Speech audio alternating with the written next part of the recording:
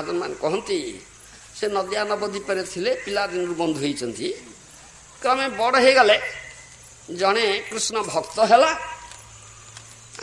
ଆଉ ଜଣେ ଯାହା କହନ୍ତି ଗ୍ରସ୍ ମେଟେରିଆଲିଷ୍ଟ ନିର୍ଦାଗ ଭୌତିକବାଦୀ ହେଇଗଲା, ଅଭକ୍ତ ହେଇଗଲା।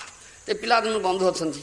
କୃଷ୍ଣ ଭକ୍ତ ହେଲା, ସାଧୁଗୁରୁ ପାଦାଶ୍ରୟ କଲା, ଭଜନ କଲା, ଜାଣିଲା ଭଜନ ବିନା ଗତି ନାହିଁ, ଭଜନ ବିନା ଗତି ନାହିଁ। ଭଜିବ ବୋଲି ଆସେ ସଂସାର ଭିତରେ ଭୁଲିଆ ରହିଲେ ଅବିଦ୍ୟା ରହେ। ଏ ଭଜନ ବିନା ଗତି ନାହିଁ, ତମେ ଭଜନ କରିବାକୁ ଆସିଛ। ଈଶ୍ୱର କଥା ସାଧୁଙ୍କର ଶୁଣିକିରି ଜାଣିଲା, ତତ୍ତ୍ୱ ଜାଣିଲା। ଆଉ ଏଇଟା ହେଉଛି କୃଷ୍ଣ ଚେତନା, ହେଉଛି ସର୍ବୋଚ୍ଚ ଜିନିଷ। ଜାଗ୍ରତ ହେଲେ ହିଁ ତାର ଏଥିରୁ ଉଦ୍ଧାର ପାଇବ, ଆଉ ଜନ୍ମ ଚକ୍ର ଘୂର୍ଣ୍ଣାୟମାନ ହେବ ନା ଏଇଟା। ତେଣୁ ମୋ ବନ୍ଧୁ ଏ ପିଲାଦିନୁ ଥିଲା, ତାକୁ କେମିତି ମୁଁ ଟିକେ ତା ଭିତରେ ଏଇଟା ପ୍ରବେଶ କରିବି, ତାକୁ ସାଧୁ ପାଖକୁ ଟିକେ ନେବି। ସାଧୁ ପାଖକୁ ନ ଗଲେ ସାଧୁ ସଙ୍ଗ ସର୍ବଶାସ୍ତ୍ରେ କହେ, ଲବେ ମାତ୍ର ସାଧୁ ସଙ୍ଗେ ସର୍ବସିଦ୍ଧି হয়। କଥା ହେଉଛି ସାଧୁ ପାଖକୁ ନ ଗଲେ ଏଇଟା ଜାଗ୍ରତ ହେବ ନା।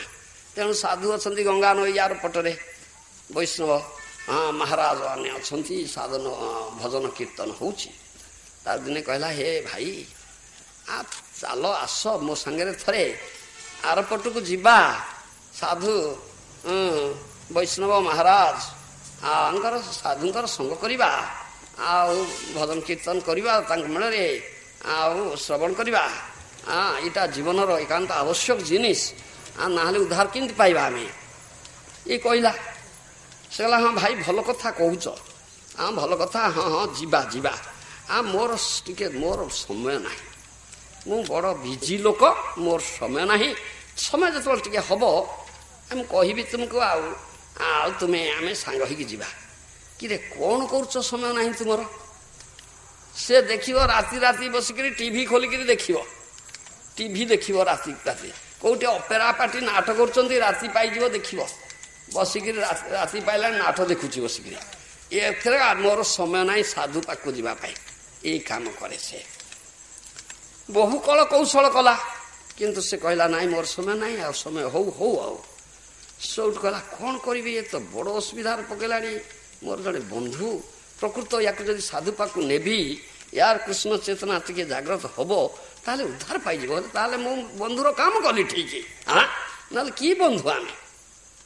ସେଥିପାଇଁ ଦେଖିଲା, ଆରେ ଇଏ ଅପେରା ନାଟ ଦେଖୁଛି ରାତି ରାତି ବସି, ଆଡ଼େ କହୁଛି ସମୟ ନାହିଁ।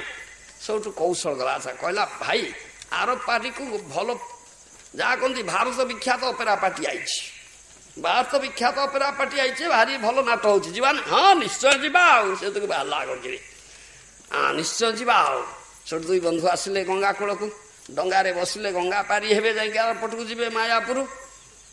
ସେ କୌଣସି ମତେ ଜାଣିପାରିଲା, ଡଙ୍ଗାରେ ବସିବାକୁ ଯେମିତି ଯାଉ ଜାଣିପାରିଲା, ଇଏ ମୋ ବନ୍ଧୁ ମତେ ସେ ସାଧୁ ପାଖକୁ ତ ନେଉଛି। ଆଉ ସେ ଜାଣିପାରିଲା, କେମିତି ଜାଣିପାରିଲା? ସେଠୁ କହିଲା, ଭାଇ ହେ ମୁଁ କହିବାକୁ ଭୁଲି ଯାଇଛି, ମୋର ଗୋଟେ ରୋଗ ଅଛି। ସେ ଯୋଉ ଗଙ୍ଗା କୂଳରେ କହୁଛି, କ'ଣ ରୋଗ ଅଛି ନା, ମୁଁ ଡଙ୍ଗାରେ ଭାସିଲେ ମୋ ମୁଣ୍ଡ ବୁଲାଏ, ଭକ ଭକ ବାନ୍ତି କରେ, ମୋର ଏ ରୋଗ ଅଛି। ତେଣୁ ମୁଁ ଜମା ଡଙ୍ଗାରେ ବସେ ନା। ଆଉ ଅପେକ୍ଷା କର, ଖରା ଦିନ ହଉ, ନଦୀ ଶୁଖିବ, ଆମେ ଯିବା। ଏ କଥା କହିଲା। ତା ବନ୍ଧୁ କହିଲା, ହେ ରେ ଖରା ଦିନରେ ଗଙ୍ଗା ଶୁଖେ ଜାଣିଛୁ? ଇରେ ଖରା ଦିନରେ ଗଙ୍ଗାରେ ବେଶୀ ପାଣି ଆସେ, ବରଫ ତଳିକିରି, ଗଙ୍ଗା ଶୁଖିବ ନାହିଁ କି ତୁ ଯିବୁ ନାହିଁ ବାପା ସାଧୁ ପାଖକୁ।